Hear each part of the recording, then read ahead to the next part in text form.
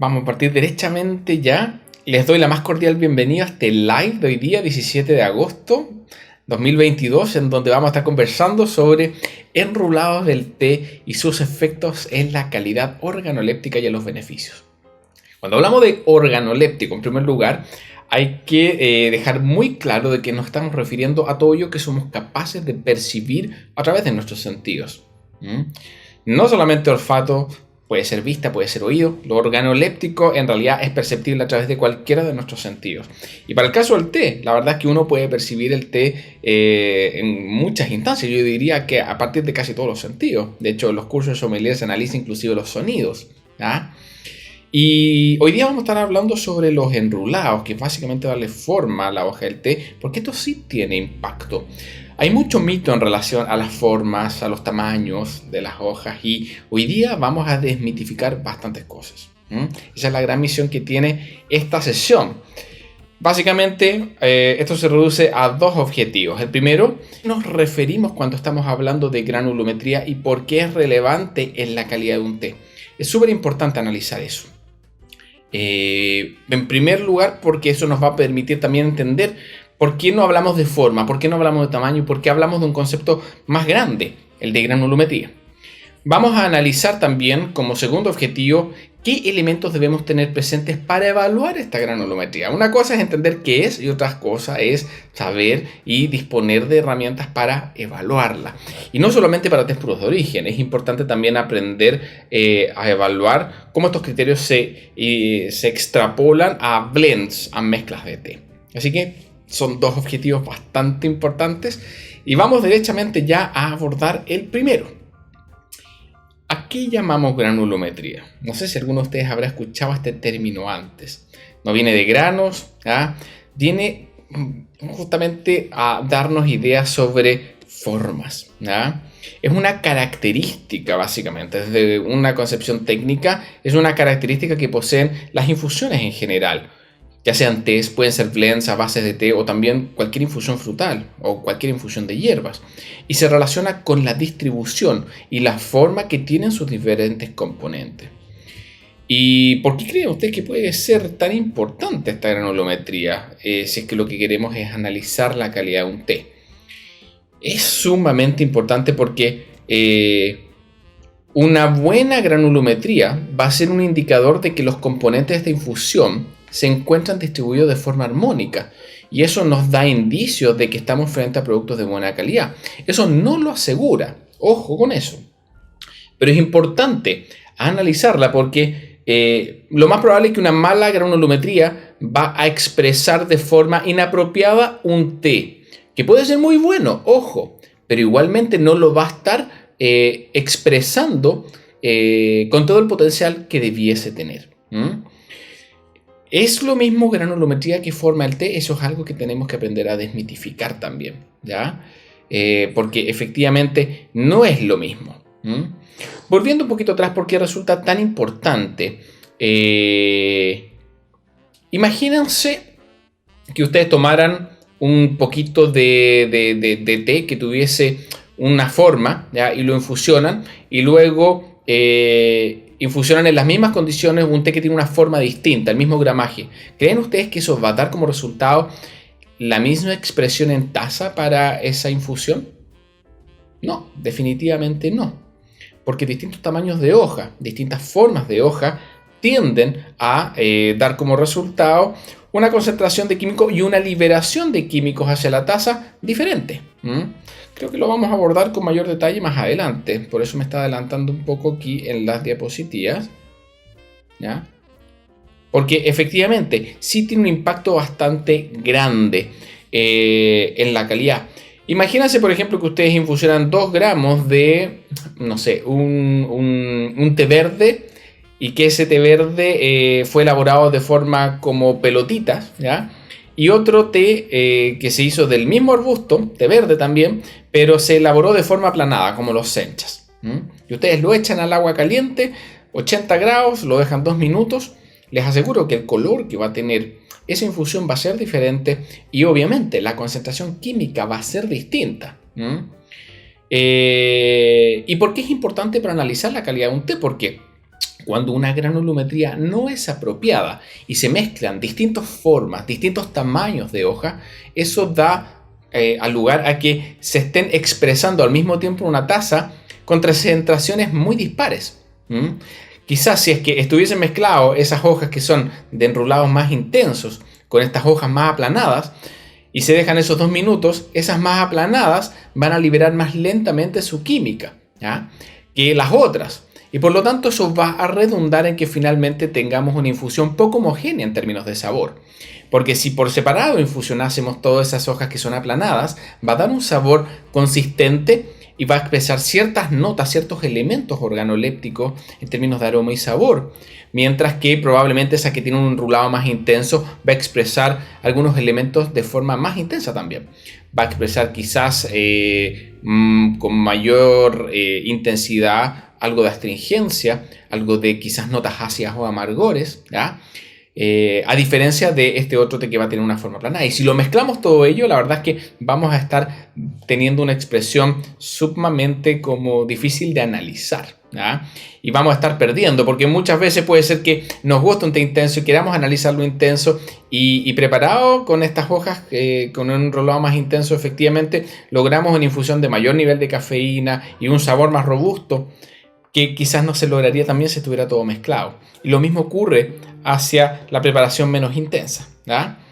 Así que es importante entonces analizar siempre este concepto de granulometría, porque es realmente importante si queremos aprender a seleccionar tés de buena calidad. Ojo, y lo reitero, esto no asegura la calidad de un té. Sin embargo, el que sea mala calidad probablemente va a ser un detrimento, sí o sí. En realidad, en consideración al potencial que se pudiese tener, ¿ya? Así que muy atentos con eso, que vamos a estarlo andando, ¿ya? Tal como dice acá, una granulometría apropiada será un indicador de que los componentes de la infusión se encuentran distribuidos de forma armónica, lo que puede darnos indicios de estar presente fuente de productos de buena calidad. Aquí hay que diferenciar lo que es granulometría y forma del té. El té puede tener distintas formas. Estas formas se logran a partir de los procesos que se aplican a las hojas tras la cosecha durante su proceso de elaboración, que da lugar a las tipologías o variedades específicas que se estén desarrollando. Y eso es forma. Estas formas pueden ser enrolladas, pueden ser aplanadas o pueden ser curvadas. Vamos a verlo en las láminas siguientes, pero es diferente al concepto de granulometría, porque este concepto de granulometría engloba, ¿ya?, esta característica de que una forma, indiferentemente de cuál sea homogénea, ¿ya? Tiene que ver con esa distribución de las partes, que tamaños y formas sean apropiadas, homogéneas idealmente. Va a ser una buena granulometría, y cuando eso no ocurre vamos a estar presentes en presencia de una mala granulometría o una granulometría inapropiada. Pero no es lo mismo, no estamos hablando de forma cuando hablamos de granulometría, sino que de esta distribución de las partes para analizar si es que es armónica o no es armónica. Bueno, el proceso de dar forma a las hojas de té, la verdad es que es bastante complejo. Dentro de las etapas de los procesos productivos de la gran mayoría de las tipologías, esta etapa se lleva tiene una relevancia enorme y se le conoce como enrulado técnicamente. El enrulado puede dar lugar a las distintas formas que tienen las hojas del té: enrollada, curvada o aplanada. ¿Cuál es mejor?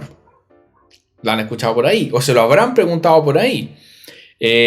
O habrán escuchado personas decir: oye, es mejor la forma alargada que aplanada, o el té crespo que en relación al té largo, no sé, hoja chica es mejor que hoja grande, o viceversa.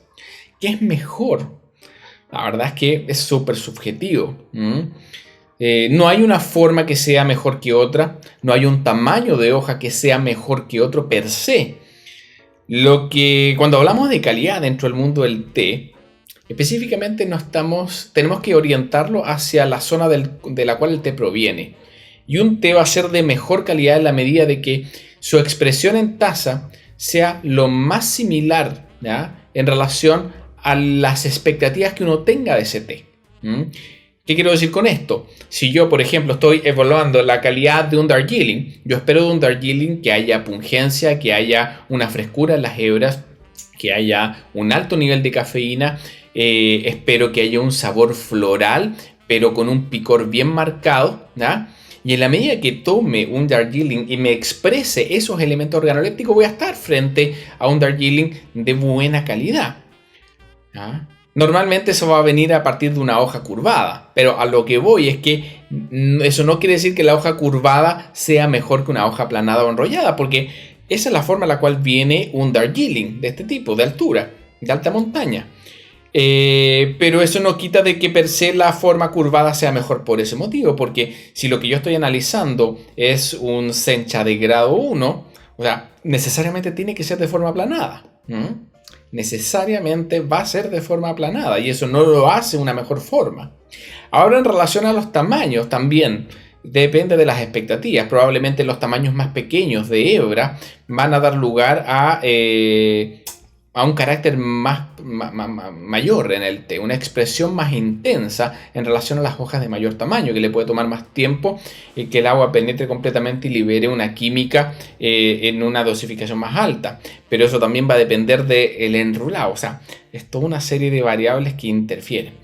El proceso de darle forma a las hojas del té tiene un impacto bastante grande porque no solamente afecta en términos visuales lo que ocurre con el té, sino que también afecta muchísimo en términos sensoriales porque este proceso de darle forma implica una rotura de las paredes celulares muchas veces, con lo cual se logra no solamente darle una forma, sino que en algunos casos gatillar también el inicio de algunas reacciones como de oxidación, ¿ya?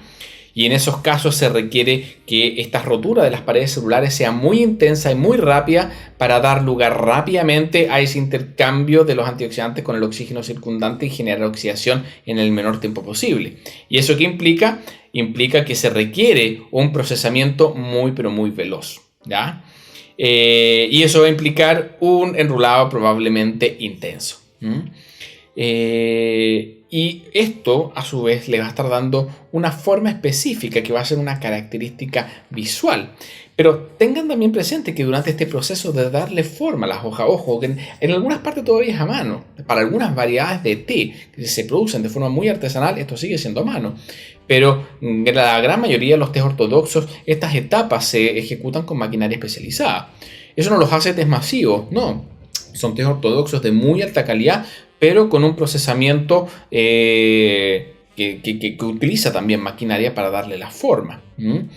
Y eso libera aceites. El momento en que se están rompiendo las paredes, que se están como amasando las hojas para darle alguna forma en particular, eso rompe las paredes celulares, libera aceites y libera un montón de la química interior de la planta hacia el exterior, y eso posteriormente en los procesos de secado se impregna. Y más se va a impregnar en la medida de que ese enrulado haya sido más intenso. Y por ende, ¿ya? Como corolario podemos sacar el que los tés que tienen enrulados más intensos por lo general van a tener una expresión más intensa en taza.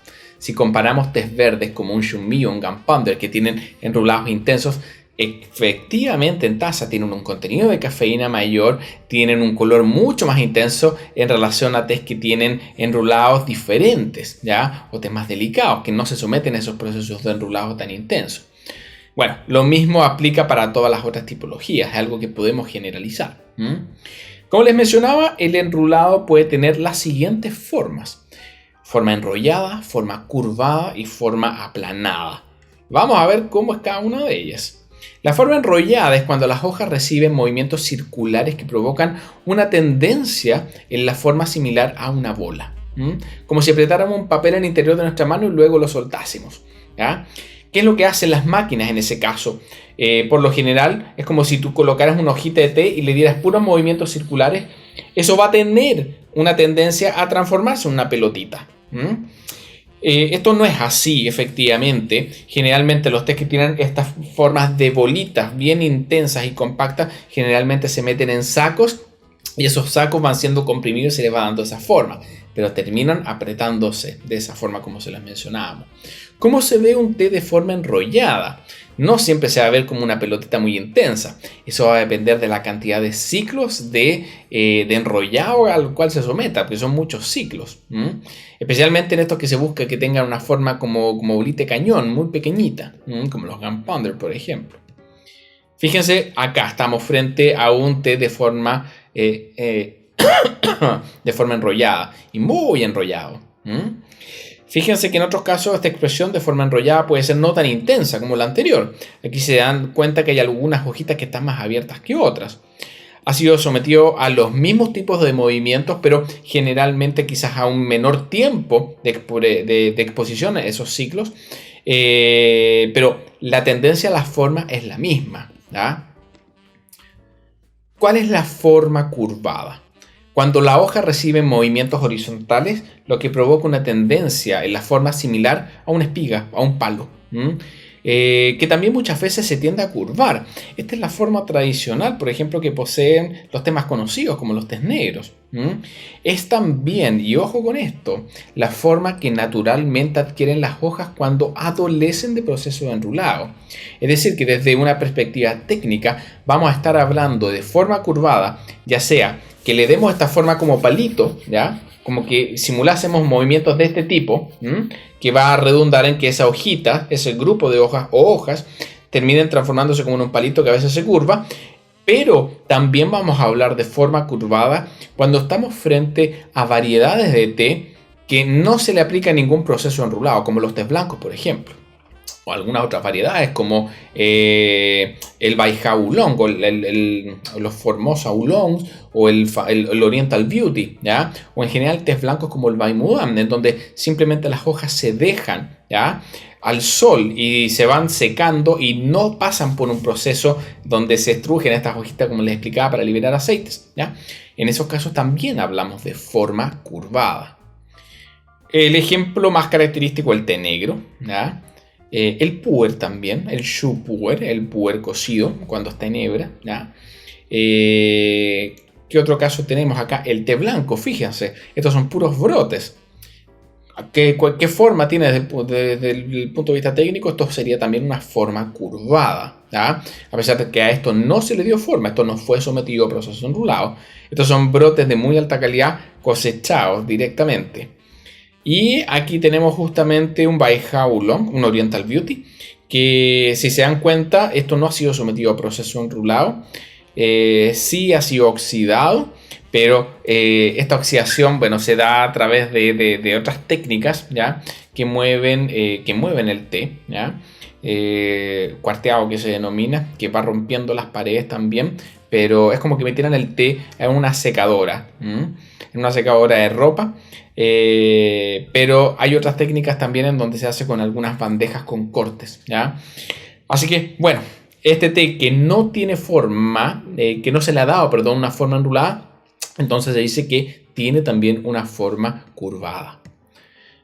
Y finalmente la forma aplanada se suscita cuando los movimientos que se le va dando a las hojas van doblando la hoja sobre sí misma, adquiriendo una forma plana similar a una espada. Es como que se amasara acá. Es como que si estuvieran haciendo pan con el té. Esta forma muchas veces se da en los procesos de firing. En China, por ejemplo, cuando colocan el té en el wok y empiezan simplemente a pasarlo con las manos, ¿ya? Y las hojas van quedando aplastadas. Como sería el caso, por ejemplo, del Longjing, del Lungxing. Es un té que se procesa de esa forma. Y en Japón la gran mayoría de los tés se le da forma, pero no es frente al fuego, a diferencia del Lungxing que les hablaba antes. Aquí generalmente se coloca en madera el té y comienza a hacerse el mismo movimiento, pero sobre madera. Sobre madera, justamente hasta que el té se va estrujando, pero con una forma muy, muy aplanada. ¿Qué logramos con eso? Este tipo de formas, como lo estamos viendo acá. Se dan cuenta, es como una espadita. Este justamente es un Longjing, un Lungxing. Fíjense, más amarillito justamente por el firing, ¿ya? Porque va siendo tostado. Y bueno, esas son las distintas formas que puede tener. ¿Cómo surge ahora la granulometría? Dentro del proceso de producción, ¿ya? Una etapa clave se conoce como graduación.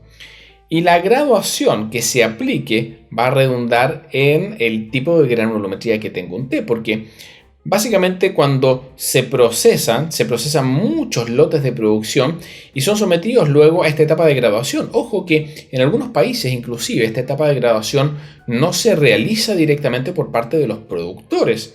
Muchas veces las empresas que comercializan el té finalmente son las que toman los lotes sin graduar y empiezan a graduarlos muchas veces en la calle. Así en China, en la calle están los comercios que venden té y se sientan las señoras con sus iPads a ver las comedias y están ahí graduando el té a la pasada de todo el mundo. Es muy común.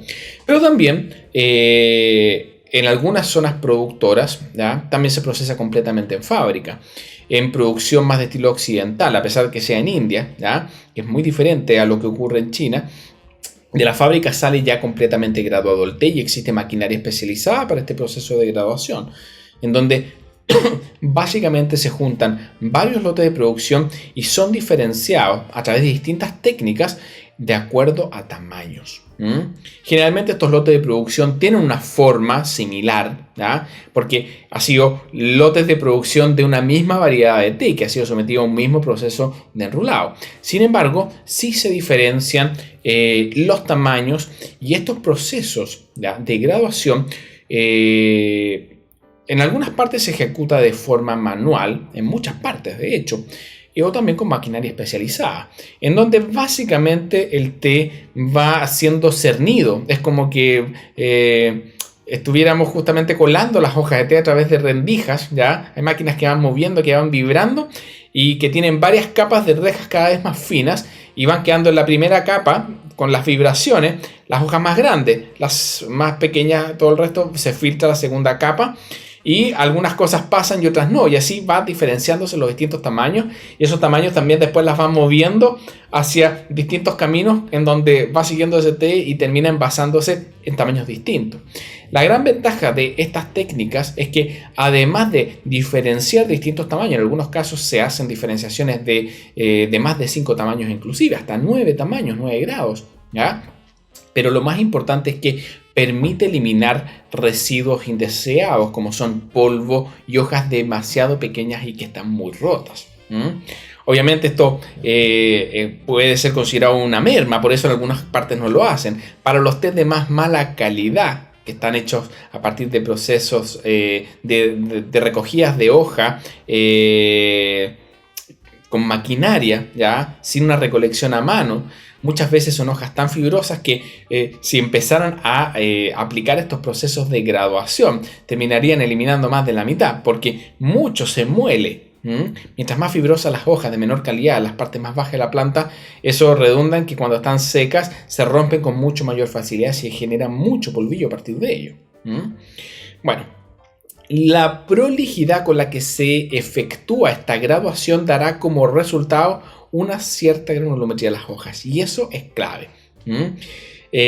Porque, bueno, si soy prolijo, lo más probable es que voy a terminar con tés muy separaditos en distintos tamaños y voy a tener tamaños muy precisos y voy a tener formas también muy precisas y nada mezclado. Generalmente en el mundo de los tés ortodoxos y los mundos del té de alta gama, esto es algo que ocurre siempre, ¿ya? Los conceptos de graduación no los vamos a analizar en mayor profundidad porque requiere algunos conocimientos técnicos más profundos. Hay distintas siglas que se aplican, por ejemplo, en África, en China, en Japón, en Corea. No son todos los términos que se utilizan para la graduación idénticos. En algunos lados se utilizan algunas siglas específicas como S, F, G, T, O, P y varias similares, ¿ya? Mientras que en otros se utilizan algunos términos ordinales, ¿ya?, como low quality, medium, choice y cosas así, y en otros grados numéricos. La verdad es que hay varios elementos. Probablemente vamos a estar lanzando un live más adelante sobre estos conceptos de graduación un poquito más especializados, ¿ya? ¿Qué vamos a ver a continuación? Vamos a entrar ya a la parte 2. ¿Cómo evaluamos ahora granulometría teniendo ya claro este concepto de qué es lo que implica y qué es lo que la genera, ¿ya? Vamos a entrar a evaluarla. Bueno, en primer lugar, Estos son todos los factores que uno tiene que tener en consideración y vamos a estar conversando de ellos en los próximos minutos. En primer lugar, vamos a tener que evaluar homogeneidad de formas y tamaño. Ya lo habíamos dicho, lo vamos a ver en mayor profundidad. Tenemos que también tener presente las intensidades de los enrulados, ¿ya? Vamos a conversar también sobre este concepto de cuál es la mejor forma y mejor tamaño. Y vamos a estar refiriéndonos también sobre algunas consideraciones para blends. No sé cómo vamos hasta ahora. No sé si les ha surgido alguna duda, ¿ya? Sí, hay eso sobre los grados, efectivamente, pero tiene falencias, ¿ya? Hay normas ISO que gradúan, que estandarizan justamente estas etapas, pero no todos los países la aplican. Está más enfocado a la producción de estilo más occidental. Las normas ISO también gradúan, ¿ya? Por ejemplo, aspectos ligados a las preparaciones, ¿ya? Pero es muy distinto lo que aplica. Y la verdad es que hay un mundo gigantesco en relación a la aplicación de estos grados en los países, porque eso es algo que tampoco debemos considerar a ciegas. Que un té diga SFTOP no implica para nada que haya un té de buena calidad. En muchas zonas productoras, en algunos países, no quiero mencionar ninguno porque puede pasar en cualquiera, ¿ya? A veces de forma inescrupulosa le colocan estas siglas para que suene más rimbombante, pero uno tiene que saber interpretar también qué quiere decir estas siglas, cómo esas siglas también debiesen interpretarse en términos visuales, ¿ya? Porque te puede llegar un Darjeeling Special Finest Tippy Golden Flower y Orange Pico con una sigla gigantesca y tú ves que tiene 4 brotes y que tiene un color súper oscuro que es probablemente de segunda o tercera cosecha y que no se condice con nada en relación a esta sigla de graduación que le hayan puesto. Eso pasa mucho. Pasa más en China, la verdad. De repente, porque les digo que no hay que dejarse engañar por estas siglas, porque, por ejemplo, muchas veces la variable precio puede ser más decidora en relación a la calidad que puede tener un té y no la sigla de graduación, porque puede ser que un productor te esté ofreciendo un Sencha grado 1, ¿ya? Y otro te esté seleccionando un Sencha grado 3 en un mismo rango de precio. ¿Qué hace la mayoría? Al mismo precio prefiero el grado 1 porque es mejor. Pero ¿qué puede estar pasando en la realidad? Puede ser que ese productor tenga técnicas, me refiero al productor que tiene el grado 1 a ese precio. Puede ser que ese productor de té quizás no tenga cultivares tan buenos, quizás tenga procesos productivos un poco más mediocres, ¿ya? Y finalmente le está asignando el grado 1 a lo mejor de su cosecha. ¿Te das cuenta? Va a ser lo mejor, va a ser la más graduada, va a ser el mejorcito. Sin embargo, puede ser de que ese otro que te está vendiendo ese rango de precio, el Sencha grado 3, puede ser que trabaje con técnicas mucho más especializadas, que tenga procesos de graduación mejores, que trabaje con mejores cultivares y que en términos organolépticos inclusive pueda suscitarse que ese Sencha grado 3, ¿ya?, sea mejor que el Sencha grado 1 que a ciegas ibas a comprar porque pensaste que por ser grado 1 y a ese rango de precio era mejor. Y pasa tanto que se sorprenderían, ¿ya? Por eso siempre cuando uno está diseñando negocios con té, marcas de té y está evaluando proveedores, hay que probar. Hay que analizar en función a rangos de precios, pero hay que solicitar muestras y hay que probarlas porque lo que les estoy comentando de este grado 3 versus un grado 1 puede pasar absolutamente y de hecho pasa muchísimo. Y ojo, otra cosa que es peor todavía, muchas veces de forma local se abusa de estas siglas, ¿ya? Y muchas veces puede ser de que efectivamente estén comprando quizás un Darjeeling Golden Flowery Orange Pico y el que lo vende en el negocio le coloca la sigla más grande de graduación. Nadie lo entiende, la gran mayoría no lo entiende y se ve más especializado. Lamentablemente eso pasa muchísimo. Así que hay que tener ojo y saber interpretar también estas siglas. Esto no va en este live como les decía, pero creo que sería muy bueno poder abordarlo en mayor profundidad, ¿ya? Bueno, empecemos. No sé si tienen otra consulta antes de continuar ya con estos factores relevantes a tener presentes. Continuamos entonces y vamos a hablar entonces sobre esta primera variable perdón, retrocedí, que es homogeneidad de formas y tamaño. Probablemente uno de los factores más importantes que tenemos que verificar es que el té posea visualmente homogeneidad en cuanto a forma y tamaño de las hebras. Algo habíamos adelantado sobre esto. Es importante verificar también que no haya molidillo, que no haya polvo. Ojo, salvo en contadas excepciones. Te pueden decir de que nunca un té tiene que tener polvo. ¿Qué es lo que pasa cuando hay polvo en el té? Primero, te lo enturbia. Te puede enturbiar el té. Pero hay que también discernir el tipo de polvo. Aquí ya estoy muy especializado. Un polvo que surja como un molidillo de hojas fibrosas va a terminar siendo casi como un polvo como una pimienta.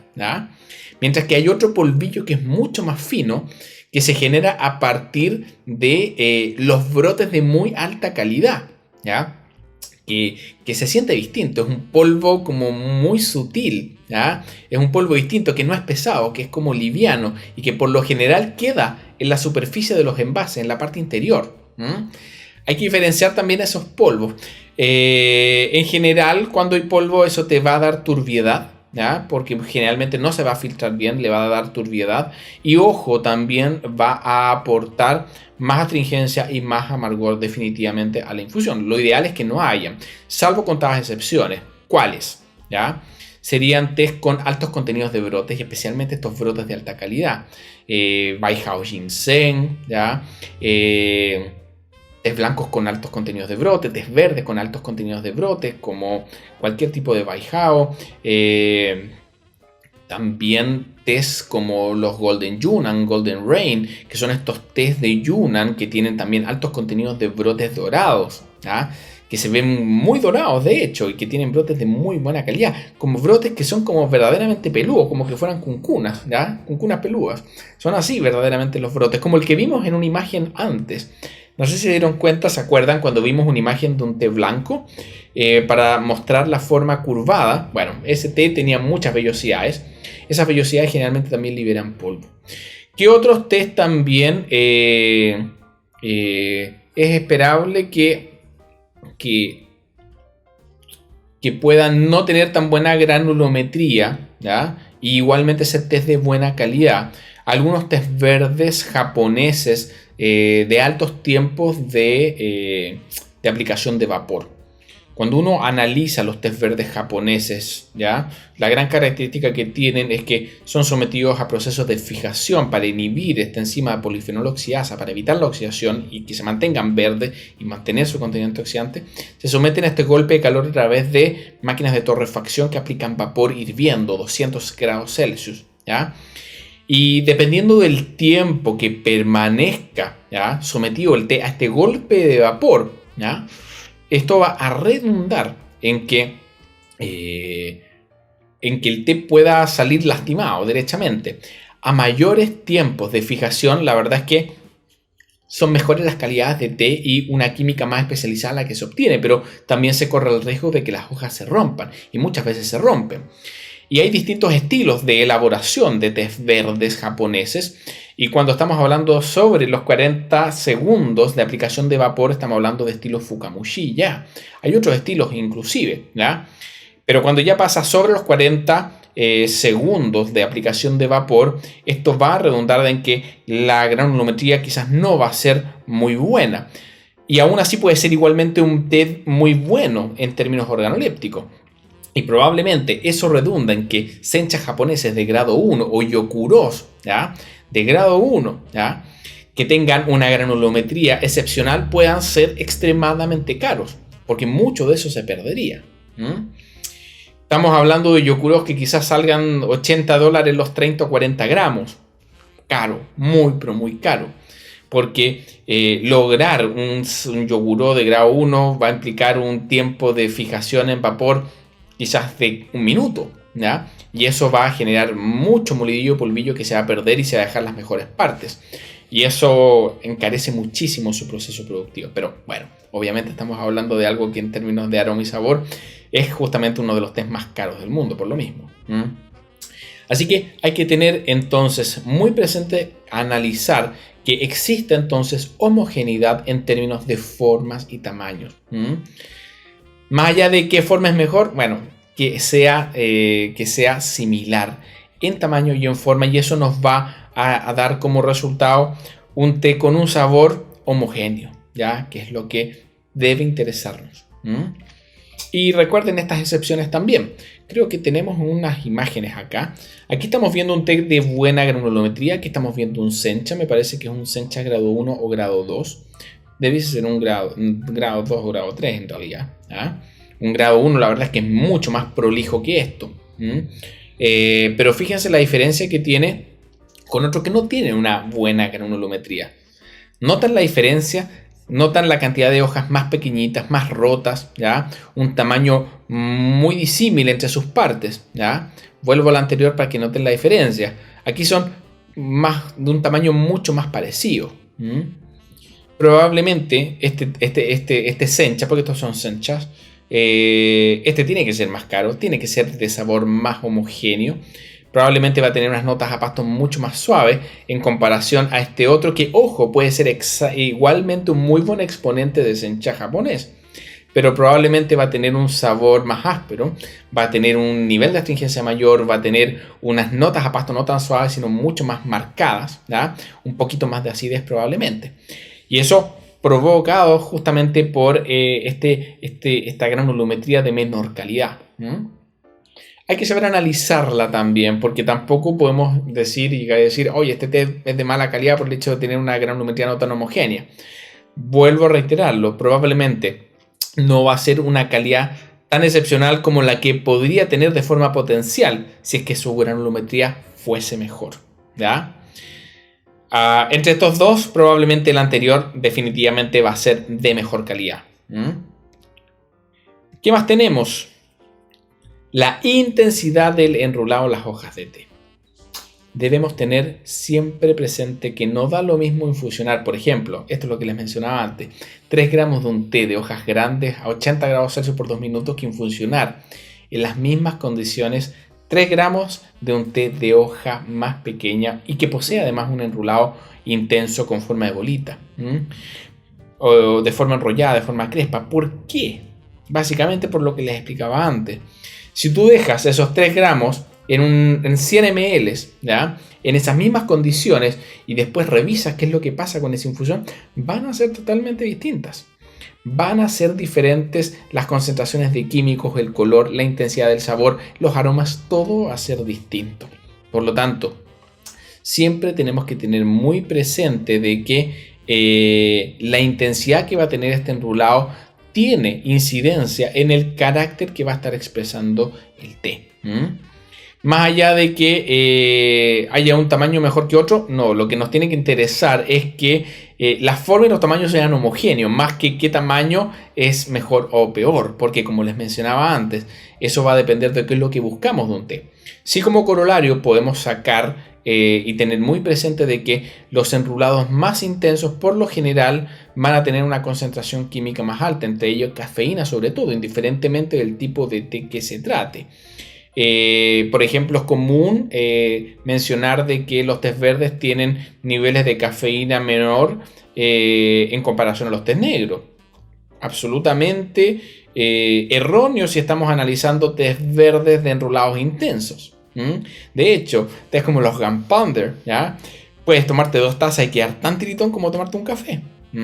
Porque el nivel de cafeína que puede pasar a la taza, ¿ya? Es muy pero muy alto.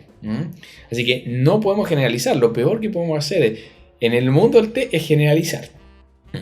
Porque hay tantas variables, hay tantos factores que en realidad no, hay que aprender a tener una mirada un poquito más específica en cada una de estas variables y cómo afecta. Así que no todos los tés verdes tienen el mismo contenido de cafeína y el nivel de enrulado, la intensidad de ese enrulado sí va a ser un indicador bastante bueno para tener una idea de qué tan intenso puede ser ese té en taza, indiferentemente de la tipología que se trate. Eso podemos siempre tenerlo muy, pero muy presente, ¿ya? Hay casos, por ejemplo, de black senchas que se producen. Son tés negros de formas aplanadas que se han producido en China últimamente. ¿Qué podemos esperar de ello? Uno puede decir, qué raro. Sí, es raro.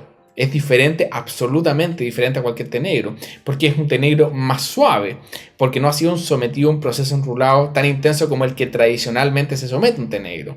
Y es un té negro de forma aplanada, que se ve como un sencha, pero es té negro, porque ha sido oxidado más de un 80%.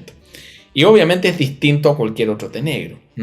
Por lo tanto, es súper importante tener presente que la intensidad de este enrulado también puede ser un indicador de la calidad de alguna tipología, de alguna variedad específica.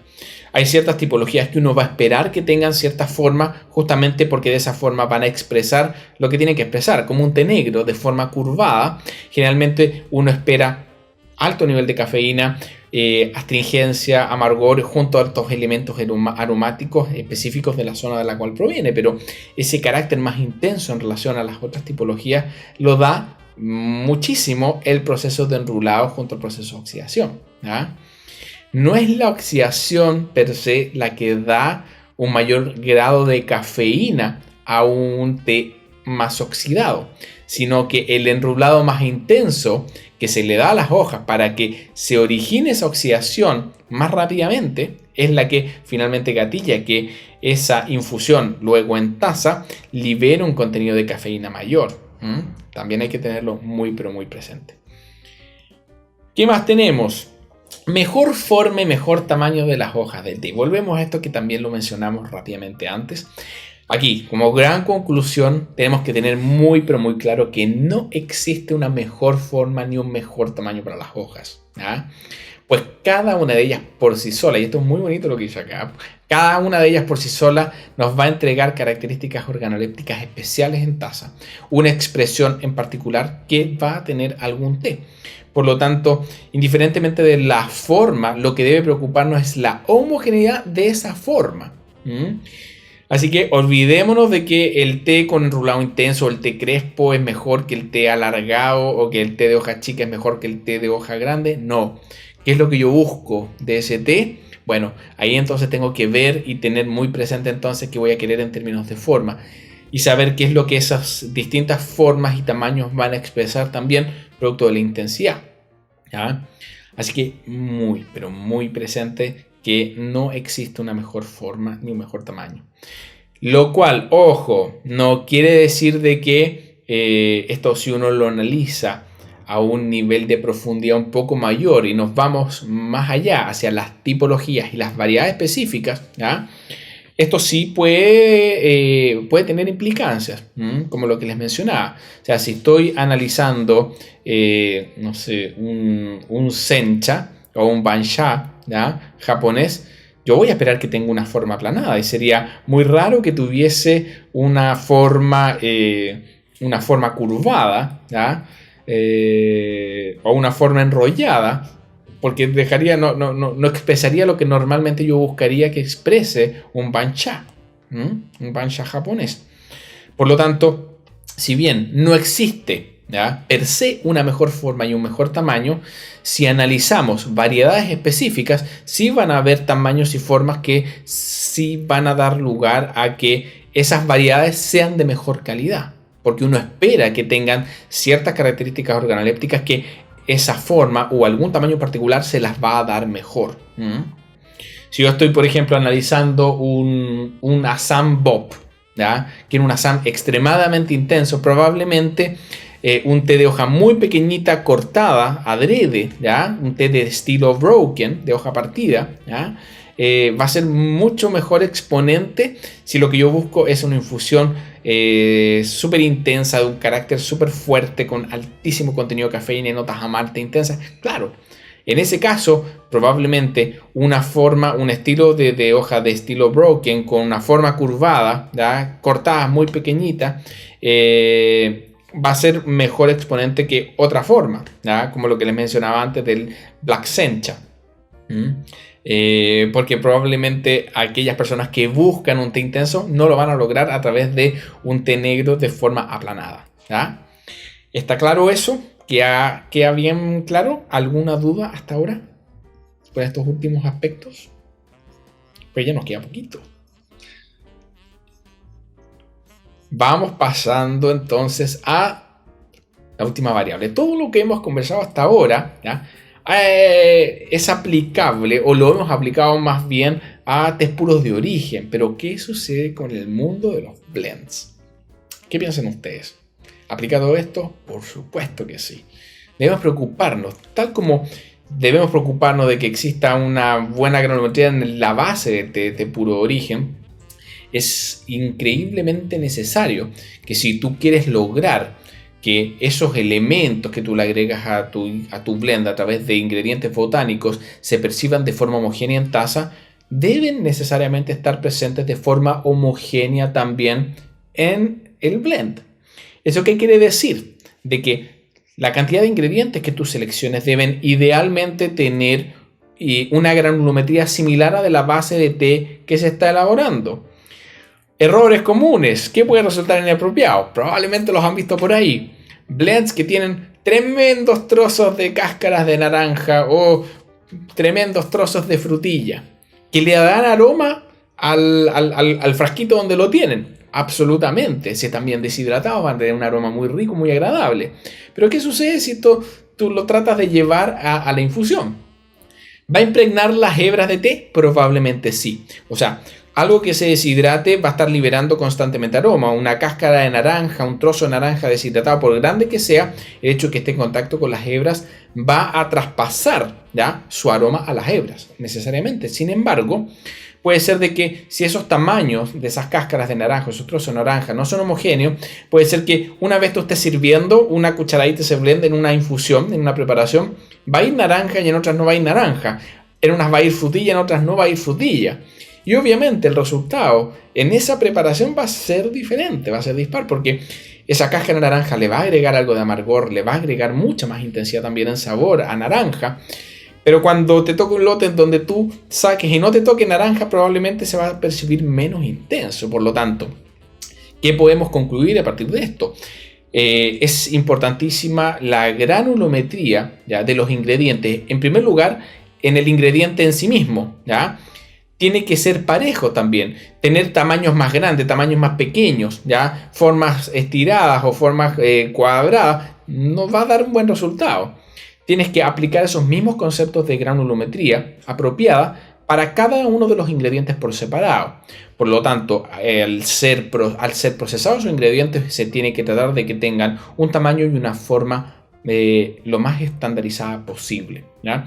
Y además, esa forma y tamaño tiene que ser consistente con la base de té con la cual se va a estar mezclando.